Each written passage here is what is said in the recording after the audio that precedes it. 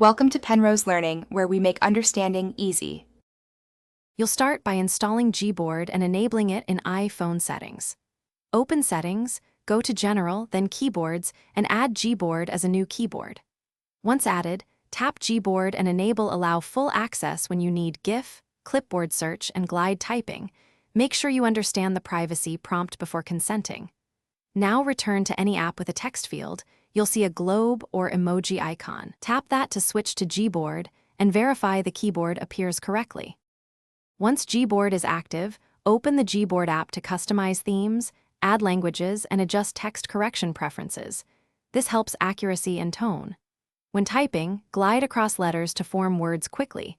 If you see a suggestion bar, tap a suggestion to accept it or press and hold to edit.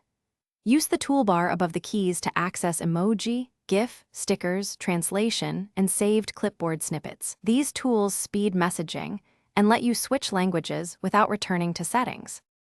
Finish by testing voice typing, translation, and clipboard search in a message to confirm everything works smoothly.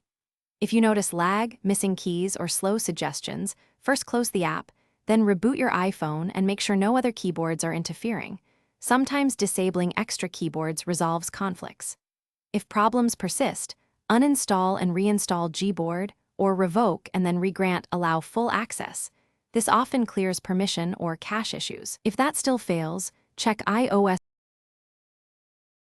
Thanks for watching. If this was helpful, leave a like and consider subscribing. See you next time.